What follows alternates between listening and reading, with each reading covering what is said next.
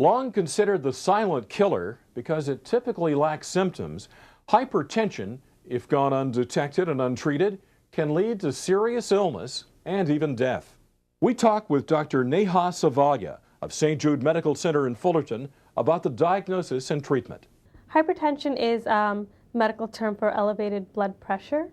High blood pressure can be very dangerous over a long period of time.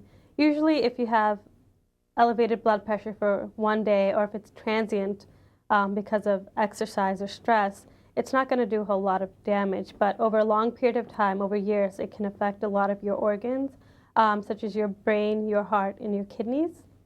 With the brain, we're worried about over a long period of time having a stroke. With the heart, multiple different things like heart attacks, heart failure, irregular heart rhythms that can result in death.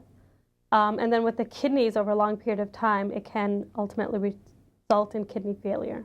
The first line of treatment is generally always lifestyle modifications. So that means do things like control your weight, start exercising if you haven't been doing that. And by exercising, I mean aerobic exercise, at least 30 to 40 minutes, 3 to 4 times a week. And if you're just doing moderate level exercise almost every day of the week. If you're drinking more than 1 to 2 drinks of alcohol per day, you should really cut back on that because that can contribute to high blood pressure. We do recommend that you cut down on smoking or quit if you do have high blood pressure. Other things that you can do are modify the diet. So a lot of our diets are high in fat and low in fruits and vegetables. So we want you to do the opposite. Increase the amount of fruits and vegetables, increase the amount of dairy products, low-fat dairy products, and decrease the amount of total fat and saturated fat. And these are measures that you can do to modestly decrease the blood pressure.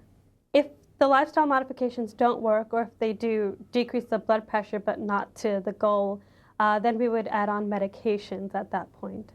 So there's a variety of different medications, diuretics, beta blockers, calcium channel blockers, ACE inhibitors, a lot of names you can hear if you visit your doctor's office.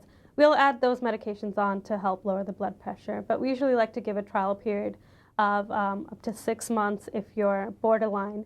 And if you're falling into the accelerated hypertension, which is what we refer to as blood pressure that's associated with damage to the organs, we won't wait that long. We'll start you on blood pressure medication right away. A normal blood pressure is less than 120 systolic and 80 diastolic. So systolic is the top number, diastolic is the bottom number whenever you have a reading given to you. Between 120 to 139 systolic and 80 to 89 diastolic is pre-hypertension. So that's the category that we're really aiming to modify the lifestyle at and get the blood pressure down to normal because you can decrease the long-term risks. And then anything above 140 systolic and anything above 90 diastolic, you're definitely into the hypertension category.